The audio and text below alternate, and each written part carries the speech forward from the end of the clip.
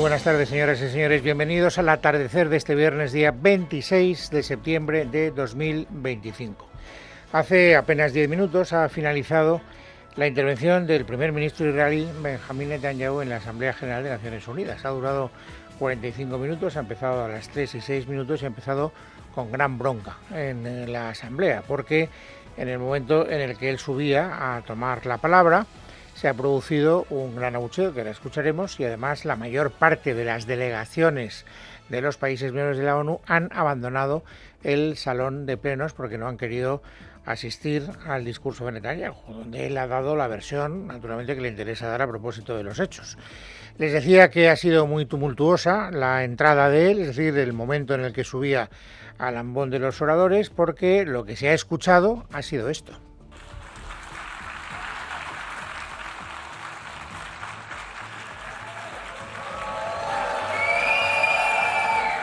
Please, order in the hall. Please, order in the hall. Por favor, guarden orden en la sala. Es decir, unos pocos aplausos, como habrán visto, y muchísimos abucheos. De hecho, lo vuelvo a repetir, la mayor parte de las delegaciones han abandonado el salón plenario. Lo que nos interesa es saber qué versión ha querido dar Netanyahu de lo que está ocurriendo en la Franja de Gaza y, como es lógico, él ha justificado sus actuaciones.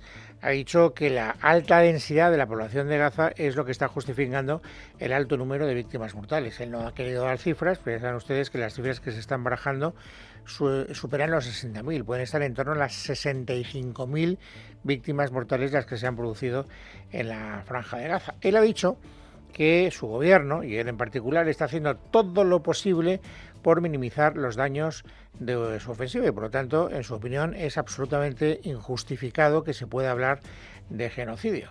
Es más, él ha querido recordar lo que hicieron los nazis y, de manera retórica, ha preguntado en voz alta: ¿acaso los nazis pidieron a los judíos que abandonaran las ciudades? Porque él está diciendo que cada vez que se va a producir un ataque avisa a los gazatíes que se va a producir. Es verdad que los gazatíes poco pueden hacer porque no tienen libertad de movimientos, como todos sabemos.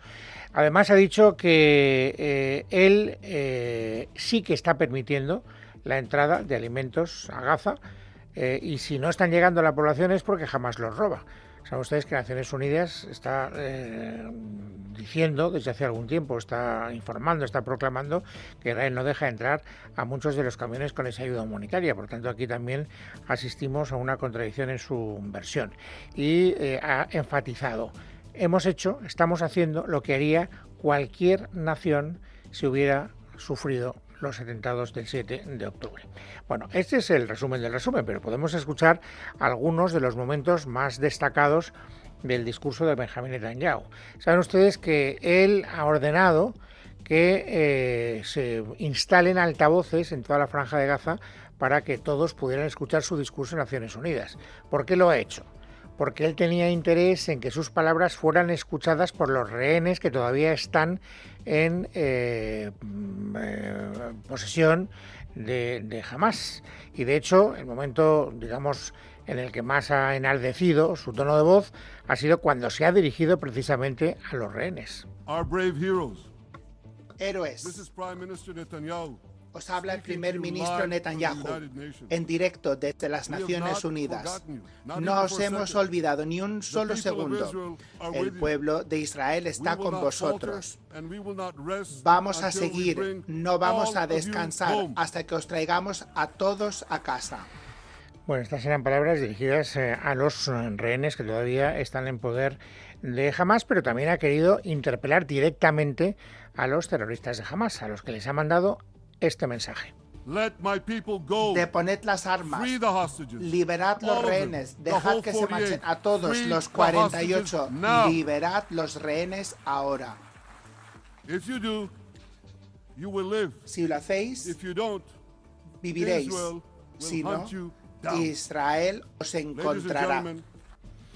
Bueno, se podría deducir que él ha puesto, por lo tanto, una única condición, que no es fácil de cumplir, para que finalice la carnicería que estamos viviendo, que estamos asistiendo, que se está produciendo, y nosotros somos testigos, todo el mundo es testigo de lo que está ocurriendo en la Franja de Gaza. Y es efectivamente que se libere a los rehenes. y que se establezcan unas ciertas garantías de que el Estado de Israel va a poder vivir en paz y que va a dejar de ser acosado por aquellos que, no son pocos, por cierto, niegan el pan y la sal al Estado judío. Él lo ha dicho en estos términos. Si Hamas acepta lo que exigimos, la guerra puede terminar ahora mismo. Gaza será desmilitarizada. Gaza controlará Israel controlará la seguridad y habrá una autoridad civil establecida por gazatíes y otros y comprometida con la paz con Israel. Esta es la condición que él pone. En caso contrario, naturalmente, va a seguir la guerra. Él no ha utilizado la palabra guerra, él no ha utilizado la palabra genocidio, ha negado que se pueda hablar de genocidio, ni siquiera ha hablado de masacre. Él ha hablado de trabajo. Está haciendo su trabajo, está haciendo el trabajo, ha dicho él, que haría cualquier país si estuviera en la situación en la que se encuentra el Estado judío. Y por lo tanto, ha afirmado que él piensa terminar su trabajo. Los restos de Hamas están en la ciudad de Gaza y prometen repetir el 7 de octubre una y otra vez, independientemente de lo que le quede de fuerza. Por eso Israel tiene que terminar la tarea y por eso queremos hacerlo lo más rápido que podamos. Bueno, este es el resumen de lo que ha dicho en esos 45 minutos Benjamin Netanyahu. No les puedo contar ninguna reacción porque todavía no ha dado tiempo a que se produzca y en todo caso no deja de ser llamativo, lo como les decía al principio, que en un foro como Naciones Unidas, donde se supone que los países van a intercambiar puntos de vista, aunque sea para discrepar, pues la mayor parte de las delegaciones hayan optado por ni siquiera escuchar lo que tenía que decir el primer ministro israelí. En nuestro país, en España, antes de que se produjera este discurso, también hoy se estaba hablando de la situación en Gaza, entre otras cosas porque el gobierno quiere prolongar todo lo que pueda esa cuestión. Es decir, que se hable de Gaza supone que se habla más de unas cosas que de otras que al gobierno le perjudican más. Saben que la última decisión concreta del gobierno de Pedro Sánchez ha sido enviar un buque de guerra para escoltar la flotilla que con ayuda humanitaria se está dirigiendo a Gaza. Hoy el ministro de Presidencia, Félix Bolaños, ha querido dejar claro que el buque no va con ánimo de entrar en guerra si es atacado por los barcos israelíes. La única misión, ha dicho Bolaños, que tiene ese buque es ayudar a las personas que puedan quedar pues poco menos que a su suerte, que puedan naufragar como consecuencia de las represalias de los israelíes. La misión que lleva el buque de salvamento que hemos enviado es exclusivamente esa, de salvamento y de rescate. Y también proteger a los ciudadanos españoles que van en esa flotilla defendiendo una causa justa, la causa justa de acabar con el genocidio en Palestina. De salvamento y de rescate. A mí, fíjense, yo no quiero llegar muy lejos porque tampoco tengo todos los datos, pero oír a un ministro hablar en estos términos me preocupa una barbaridad, porque eso quiere decir que el gobierno tiene en la cabeza que los miembros de esa flotilla van a necesitar ser salvados, rescatados.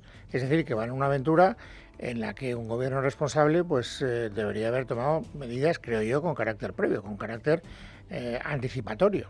Pero bueno, insisto que no quiero profundizar más porque no tengo todos los datos. Lo que sí que tengo muy claro es que este debate al gobierno le viene bien y al principal partido de la oposición le incomoda hasta cierto punto. Saben ustedes que hay algunos presidentes autonómicos del Partido Popular que ya han hablado de genocidio, algo que no han querido hacer otros presidentes autonómicos del PP y tampoco el presidente del partido, Alberto Núñez Feijóo. Y esta discrepancia, esta, digamos, disparidad de criterios es la que permite que Bolaños pueda arremeter ¿contra quién? Contra Feijóo. Yo creo que empieza a haber dirigentes del Partido Popular que le piden al señor Feijóo humanidad y que llame genocidio al genocidio, pero mientras en el Partido Popular manden Aznar, Ayuso y Abascal, me temo que esa humanidad será difícil. Bueno, es verdad que en el Partido Popular hay una cierta tormenta, tampoco diré que muy importante, porque es verdad que llamó mucho la atención el hecho que ni más ni menos, por ejemplo, Juanma Moreno, el presidente de Andalucía, ayer habló de genocidio. Era el tercer presidente autonómico que utilizaba esa palabra. Lo había hecho con anterioridad la presidenta extremeña y después también lo había hecho Alfonso Rueda, el presidente en gallego. Ahora llega el andaluz.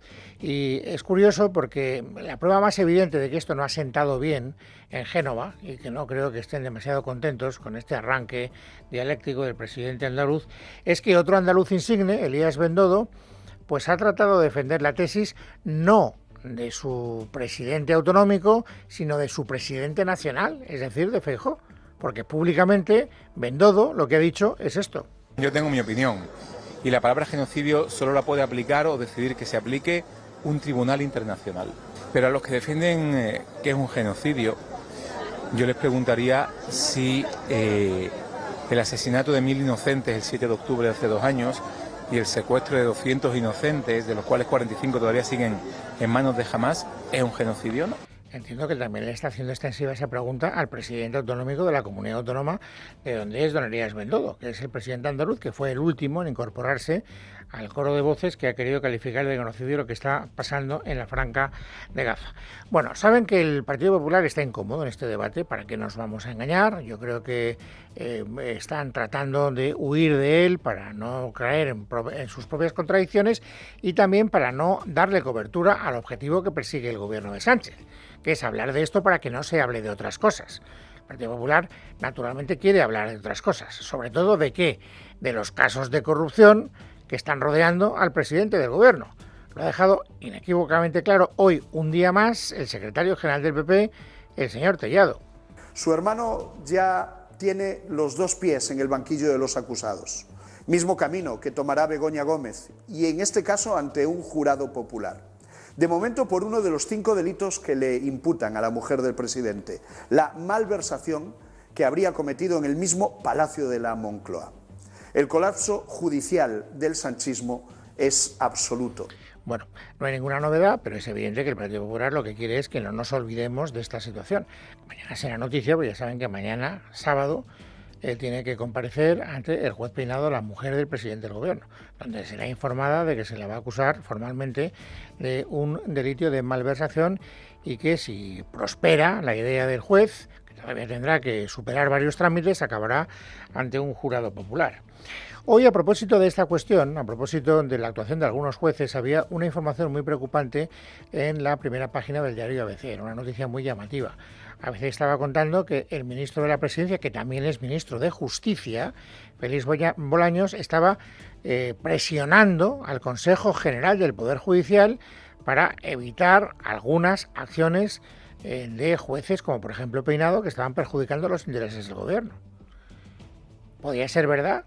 Bolaños podía estar presionando al Consejo General del Poder Judicial para que trataran de frenar la acción de los jueces. Bueno, hoy le han preguntado directamente a Bolaños y Bolaños ha querido aclarar un extremo. Sí, se dirigió al Consejo General del Poder Judicial, pero ha explicado por qué.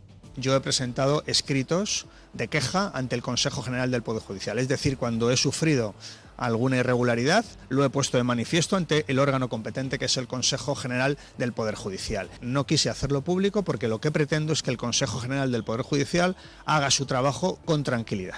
Ahora lo que le pido al Consejo General del Poder Judicial es agilidad, que resuelva cuanto antes esas quejas para preservar el buen nombre de la justicia en nuestro país. Hombre, si yo fuera miembro del Consejo General del Poder Judicial, pues esto de que el ministro me pida agilidad parecería un poco de cara dura, ¿no? Es decir, oiga, sé perfectamente cuál es mi obligación, no me la tiene usted por qué recordar. Pero bueno, insisto, a mí me parece que efectivamente el hecho de que Bolaños haya reconocido que se dirigió al Consejo General del Poder Judicial, pues ya nos permite, en fin, sospechar hasta qué punto hay inquietud en el seno del gobierno por lo que está ocurriendo en el ámbito de la justicia en nuestro país. A pesar de todo, a pesar del ambiente que se está imponiendo en España, saben que el propósito del gobierno, el propósito de Sánchez, es prolongar la legislatura todo lo que pueda. Probable, no podemos decir que sea seguro, pero sí podemos decir que es probable que lo vayan a hacer sin presupuestos generales del Estado, porque según lo que están diciendo los socios que deberían darle carta blanca a esos presupuestos generales del Estado, pues en este momento ni hay negociaciones ni parece que a corto plazo se puedan establecer. No obstante, el Gobierno se mantiene en sus 13. Nosotros vamos a presentar, dicen ellos, los presupuestos generales del Estado y hemos puesto en marcha los mecanismos para que salgan adelante. Leticia Barquín.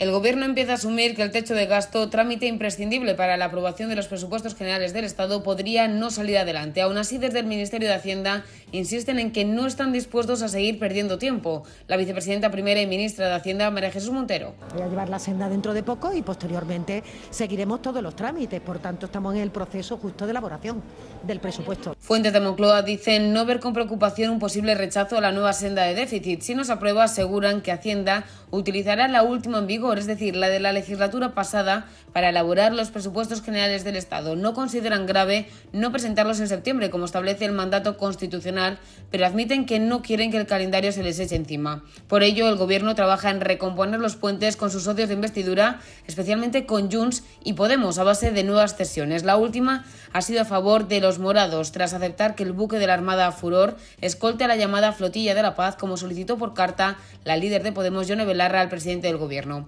Con Junts aseguran contar con margen de maniobra y flexibilidad en la negociación, pese al revés en la cesión de competencias en materia de inmigración a Cataluña. Desde el Ejecutivo se muestran dispuestos a cumplir con los compromisos recogidos en el pacto de investidura con la formación de Carles Puigdemont. Lo que pasa es que la formación de Carles Puigdemont no parece muy contenta con el grado de cumplimiento de los acuerdos. Lo recuerdan cada día, yo creo que varias veces al día, y hoy no ha sido una excepción. Yo he escuchado hoy al secretario general de Junts per Catalunya, a Jordi Turull, diciéndole al Gobierno: ustedes no están cumpliendo, llevamos mucho tiempo diciéndoles que ustedes no están cumpliendo, y naturalmente eso tiene consecuencias. Aquí hay un conflicto político latente. Aquí hay un conflicto político latente e hicimos este acuerdo que era muy arriesgado. Lo que no haremos es la inercia de decir, mira, no se va cumpliendo, de ir tirando, mañana será otro día. No nos lo podemos permitir de ninguna de las maneras, y el PSOE lo sabe, ¿eh? El PSOE no se puede hacer el sorprendido, ni el ofendido, ni nada. Pronto hará un año que dijimos, escuchen, esto no va, habría que hacer una cuestión de confianza para ver si usted se cree el acuerdo o no se lo cree, y qué piensa hacer para que se cumpla el acuerdo de Bruselas. Perquè es compleixi l'acord de Brussel·les. Bueno, no sé cuál es, digamos, la consecuencia práctica de estas declaraciones, porque hace mucho tiempo que viene advirtiendo Junts per Catalunya de esta situación, pero de momento las cosas siguen su inercia. Es verdad que el Gobierno pierde muchas votaciones y que Junts está marcando muchas instancias con Pedro Sánchez, pero ahí está todavía, digamos, la pelota en el alero. No sabemos lo que pasará en los presupuestos generales del Estado. Lo que sí que sabemos es que Junts per Catalunya no ha querido hoy discutir solo con Sánchez, con el Gobierno central. También Jordi Turull ha abierto un frente, y además no pequeño, con el Gobierno de Andalucía. Verónica Jorro. Las palabras de la discordia son estas de Juanma Moreno. Para ayudar a las familias que tengan un nuevo animal de compañía se aplicará una deducción del 30% de los gastos veterinarios del primer año. Y claro, a los independentistas catalanes no les ha sentado nada bien esas rebajas fiscales en Andalucía. En una entrevista en la 2 de Televisión Española, el secretario general de Junts, Jordi Turull, ha denunciado lo que considera un agravio para Cataluña. Nosotros aquí, a mucha gente de la clase media y trabajadora que es financiadora del estado del bienestar, no le podemos dar ayuda a la beca comedor, no le podemos dar ayuda a otra franja de edad totalmente diferente de la ley de dependencia. Y con el dinero de los catalanes a los andaluces se les subvenciona en el gimnasio y que puedan tener un perro de compañía. Esto es la perversión número 1. Això és la perversió número 1. No ha tardado en responder el presidente de Andalucía. En redes sociales, Juanma Moreno ha exigido respeto y ha anunciado además otra nueva deducción fiscal que será anunciada en unos días. Finaliza ese mensaje con un "lo siento, independentistas". Bueno, pues algo parecido es lo que le ha dicho también a Turull y al partido del señor Puigdemont el portavoz del Gobierno de la Comunidad Autónoma de Madrid, el señor Miguel Ángel García. Que se meta en sus cosas y sobre todo que cómo es posible que alguien que ha utilizado el dinero de todos para tratar de dar un golpe de Estado desde Cataluña, para malversar dinero público, pueda criticar la autonomía de otras comunidades autónomas para hacer su política fiscal, cuando además él defiende la plena autonomía para su propia comunidad autónoma. Es viernes, es 26 de septiembre de 2025. Vamos, amigos, ahora a completar el paisaje informativo sobresaliente del día. Esther Nieto, bienvenida, buenas tardes. Buenas tardes, Luis. El pasado lunes publicamos en Libertad Digital que el exsecretario de Organización del PSOE, Santos Cerdán, exigió a Enriqueta Chicano para presidir el Tribunal de Cuentas. Fuentes del Tribunal de Cuentas consultadas por Libertad Digital afirmaban que el objetivo era tapar la financiación ilegal del PSOE o no fiscalizar el crowdfunding de Pedro Sánchez. Bueno, pues hoy el Partido Popular ha tomado la iniciativa de llamar a declarar en la Comisión Coldo del Senado a Enriqueta Chicano el próximo 9 de octubre. Maite Loureiro, buenas tardes. Buenas tardes. El PP ha fijado para el 9 de octubre la declaración de Enriqueta Chicano, la presidenta del Tribunal de Cuentas, a la que han llamado a comparecer de nuevo en la Comisión Coldo después de que Libertad Digital desvelara que Santos Cerdán impuso su nombramiento. En plenas dudas sobre la financiación ilegal del PSOE, esta maniobra adquiere más relevancia todavía, como ha puesto en valor la portavoz del PP en la Cámara Alta, Alicia García. Creemos oportuno que Enriqueta Chicano nos explique qué buscaba Cerdán con ese nombramiento, por qué tuvo tanto empeño y consiguió que Enriqueta Chicano fuera la presidenta del Tribunal de Cuentas. Y a su vez queremos saber qué favor pudo hacer Chicano a Cerdán por su nombramiento en la presidencia del Tribunal de Cuentas. Como crecen las sospechas sobre una posible financiación ilegal del Partido Socialista, pensamos que este es el momento para que Enriqueta Chicano nos dé luz sobre este tema. García ha informado también de que el próximo miércoles la ministra de Igualdad, Ana Redondo, acudirá al fin al Senado para hablar sobre el fallo en las pulseras antimaltrato del que sigue sin dar explicaciones. Y por cierto que el PSOE ha pedido hoy a la Comisión Mixta del Tribunal de Cuentas la elaboración urgente de un informe de fiscalización especial de las cuentas de ingresos y gastos de la Fundación Disenso, vinculada a Vox a través de Santiago Abascal, líder de la formación y presidente vitalicio de la Fundación.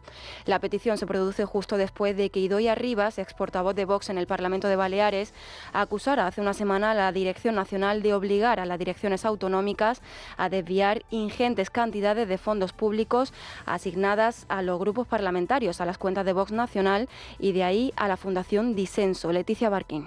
El Grupo Parlamentario Socialista ha registrado este viernes en el Congreso una petición de carácter urgente para que se fiscalicen las cuentas entre 2020 y 2025 de la Fundación Disenso, entidad de la que es presidente vitalicio el líder de Vox, Santiago Abascal. La petición del PSOE se produce después de que 3 exdiputados de Vox en el Parlamento Balear, Idoia Rivas, Agustín Boades y Maite de Medrano, ahora en el grupo de no adscritos, hayan denunciado presuntas presiones por parte de la dirección del partido para desviar ingentes cantidades de dinero desde el grupo parlamentario hacia la organización. El Grupo Socialista reclama que se examine en detalle la naturaleza, el origen y el destino de los fondos recibidos y solicita que el tribunal presidido por Enriqueta Chicano elabore un informe en el que incluya si procede propuestas de medidas sancionadoras. Desde Vox mantienen que su financiación es absolutamente legal. Esta petición llega en un momento incómodo para el propio PSOE, acosado por la corrupción y por la posible financiación irregular en Ferraz, más allá del conocido caso Coldo. Y en clave económica, nuevo choque entre el Ejecutivo y los empresarios a cuenta de la reducción de la jornada laboral a las 37 horas y media. La medida, a pesar de no haber salido adelante en el Congreso, sigue provocando discrepancias. La vicepresidenta segunda y ministra de Trabajo, Yolanda Díaz, ha respondido hoy con dureza al presidente de la COE, Antonio Garamendi, después de que éste acusara al Gobierno de romper el diálogo social. Garamendi había criticado la medida apelando a fomentar la cultura del esfuerzo, poniendo el ejemplo del tenista Carlos Alcaraz, a lo que Díaz ha replicado que el líder de la patronal no sabe lo que es trabajar 40 horas a la semana. Leticia Vaquero. Las palabras de la discordia fueron estas. El gran drama que tenemos en este país es la actitud. ¿Tú crees que Carlitos trabaja 37 horas y media a la semana? No. Es la cultura del esfuerzo, la cultura de sufrir, de saber qué pierdes, qué ganas. Las pronunció el presidente de la COE ayer en un foro económico de Forbes, donde reivindicó la cultura del esfuerzo frente a la idea de trabajar menos para vivir mejor. Además, criticó la falta de diálogo con la ministra, la cual hoy desde Ferrol ha querido responderle en estos términos. O señor Alcaraz non é a maioría social do noso país. Digo máis, o señor Garamendi, con machismo rampante, non sabe o que é traballar 40 horas a semana. Por eso se permiten o luxo de falar como están falando.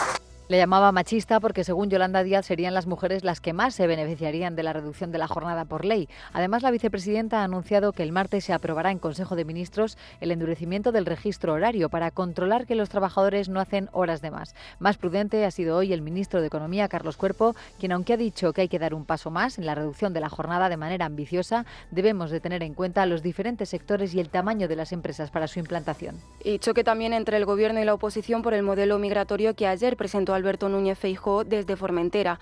Un modelo migratorio que pivota sobre 4 pilares: decidir quién entra y cómo, expulsar a los delincuentes, tanto si están en situación regular como irregular, priorizar a los inmigrantes culturalmente próximos como los hispanoamericanos y limitar los subsidios como modo de vida. Desde el Partido Popular hoy, el vicesecretario de Coordinación Autonómica y Local, Elías Bendodo, ha apoyado la visión de una inmigración culturalmente cercana y bien entregada, ha dicho, mientras que el ministro de Política Territorial, Ángel Víctor Torres, ha acusado a Feijóo de estar absolutamente entregado a Vox.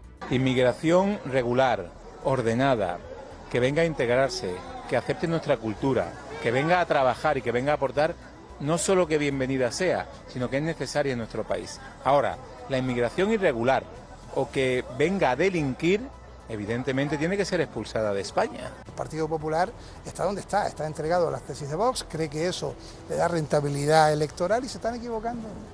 Porque ya lo he dicho, entre la copia y el original, la gente elige el original. Y Vox es claramente un partido que defiende la xenofobia y que defiende también el racismo, y lo evidencia en sus permanentes declaraciones. Y precisamente en materia de inmigración terminamos contándoles la última propuesta del Gobierno de Reino Unido. El primer ministro Keir Starmer ha anunciado hoy la creación de una tarjeta de identidad digital, una especie de DNI llamada BritCard, que será obligatoria para trabajar o alquilar una vivienda en el país. Este documento, que se almacenará en los teléfonos móviles, busca dificultar el empleo ilegal y combatir la inmigración irregular al exigir que todos los ciudadanos y residentes acrediten su derecho legal para trabajar y vivir en el Reino Unido.